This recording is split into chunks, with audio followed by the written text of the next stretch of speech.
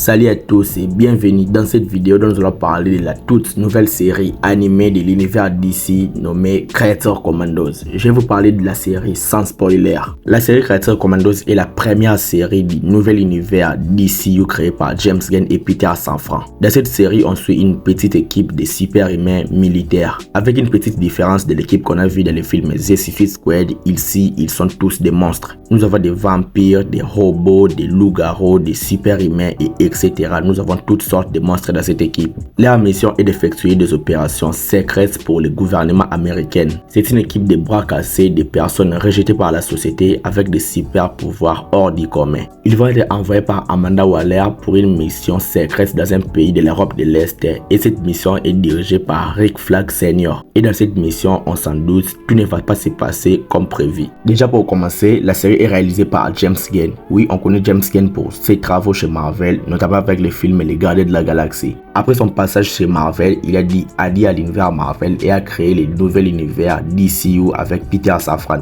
La série Creator Commandos est donc le premier projet de cet nouvel univers, cette nouvelle ère, cette renaissance de DC. C'est bien évidemment James Gunn qui a écrit cette série, qui a écrit toutes les 7 épisodes et c'est lui-même qui l'a réalisé. Et il était accompagné par différentes équipes de production pour réaliser l'animation. La diffusion de la série est donc terminée, c'est désormais disponible en intégralité sur Max. Alors pour moi je trouve que la série Creator Commandos était un pari très risqué. Alors si vous aimez tout ce que James Gunn fait, la réalisation, ses personnages, son écriture, si vous aimez tout ce que fait James Gunn, c'est sûr vous allez aimer la série Creator Commandos. Il y a de l'humour, il y a de l'action, il y a le côté sanglant, typique de James Gunn, tout ce que nous connaissons dans sa réalisation. Il a fait comme il a fait dans tous les films, donner une profondeur aux personnages qui ne sont pas connus du grand public. Prendre des personnages qui ne sont pas connus et les rendre attachants, les rendre adorables même s'ils sont des monstres. Et ça se voit que James Gunn aime vraiment développer des personnages qui sont dépeints comme des losers. C'est la même chose qu'il a fait avec les Gardiens de la Galaxie. Il a pris des personnages qui sont des monstres et qui sont rejetés par la société et les a humanisés, les a rendus humains avec leur backstory et les a rendus attachants, très intéressants. Et je trouve que c'est ça le vrai super pouvoir de James Gunn. Même si la série est cool, il faut savoir que la série n'est pas révolutionnaire dans le genre. Elle reste quand même dans le cadre de ce que fait James Gunn, notamment avec Suicide Squad et Peacemaker. On est dans le même genre. Si vous avez aimé ces deux projets, vous allez bien évidemment aimer la série Creator Commandos. Je trouve le scénario de la série Creator Commandos assez simple. Mais la façon dont James Gunn a raconté ses histoires avec une mélange d'action, d'humour noir, des émotions, des scènes de combat, c'est ce qui a rendu vraiment la série assez intéressant. Le scénario de la série n'est pas vraiment exceptionnel, ne prend pas vraiment trop de risques. C'est divertissant, c'est fun, mais ce qui a rendu la série vraiment attachant, je trouve d'abord c'est les personnages. Après les personnages, nous avons les scènes d'action qui étaient vraiment fun, qui étaient vraiment bien mises en avant avec les émotions et l'humour noir. Je trouve aussi que les flashbacks et les histoires profondes de chaque personnage étaient aussi très bien écrits. C'était aussi l'un des points forts de la série. Même si parfois je trouve que ces histoires des personnages nous a un petit peu ralenti dans l'intrigue principale. Ça ralentit l'action proposée par la série. Comme je vous ai dit, la vraie force de la série, c'est les personnages. Mais il ne faut pas aussi oublier que nous avons eu un casting vocal très intéressant. Ils ont incarné la voix des personnages à la perfection, notamment avec Sean Gunn, Indira Verma, Alan Tudyk et même Frank Guillou.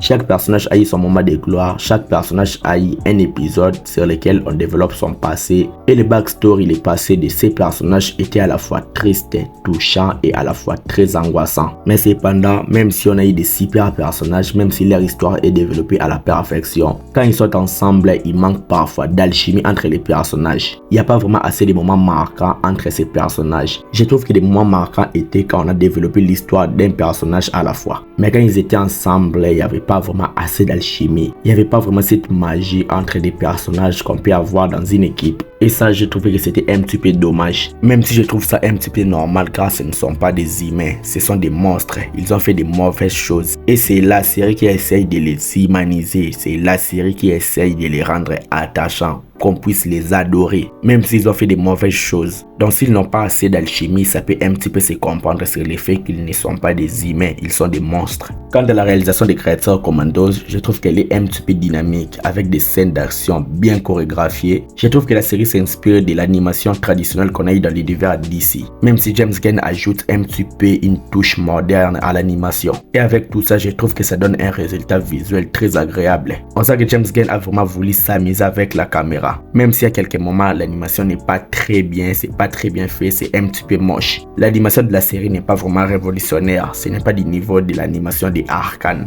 Je trouve que ça se ressemble un petit peu à l'animation qu'on a eu dans la série X-Men 97 ou dans l'animation de la série Invincible. L'animation est un petit peu basique, même si c'est beau, même si c'est joli, mais l'animation est basique. L'esthétique de la série, les côtés visuels, je trouve que c'est un petit peu le mélange entre l'ancienne animation et l'animation moderne. Les effets visuels sont bien exécutés, surtout dans des scènes de combat. On a des sangs, on a des explosions, on a des têtes qui explosent, on a des mains qui sont coupées et etc. Donc tout ça, c'était très bien fait. Les dizaines de personnages de l'animation, je trouve qu'ils étaient un petit peu fidèles aux comics. Donc ça, James Gunn a aussi très bien géré.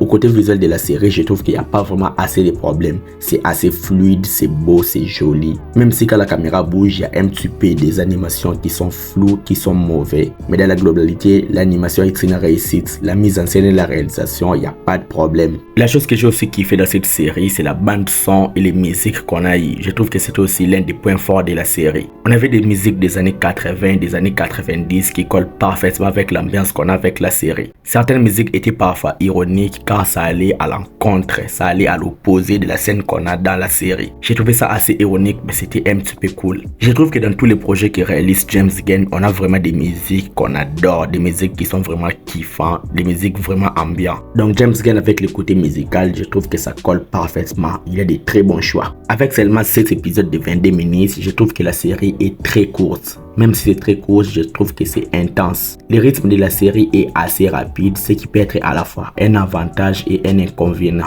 Je trouve que comme le rythme est assez rapide, on n'a pas le temps de s'ennuyer, ce qui est un avantage. Mais ce qui est un inconvénient, je trouve que dans certains aspects des personnages, on aurait pu avoir plus d'intrigues développées. Donc avec les peu de minutes qu'on a, c'était un petit peu difficile de développer en profondeur les personnages, car le rythme était rapide et ce qui faisait un petit peu bémol. C'est une série qui se dévore très vite, on peut les binge-watcher très facilement, même si on peut avoir un sentiment d'en vouloir encore plus, puisque parfois ce n'est pas vraiment assez. Il y a aussi quelques problèmes où les scénarios semblent un petit peu forcés pour faire avancer l'histoire ou pour mettre en avant certains personnages. Il y a aussi parfois où les motivations des méchants ne sont pas très claires. Et il y a certaines résolutions des conflits qui pour moi semblent très faciles. Mais dans l'ensemble, je trouve qu'il n'y avait pas vraiment d'incohérence dans la série, même si parfois c'était un petit peu prévisible. La série Creature Commandos a exploré plusieurs thèmes que j'ai vraiment trouvé très intéressants, comme la rédemption, la recherche de l'identité et ce que ça signifie vraiment être un monstre dans un monde où on vous juge par votre apparence. Je trouve aussi qu'il y a une réflexion qui est faite sur l'humanité et sur le pardon.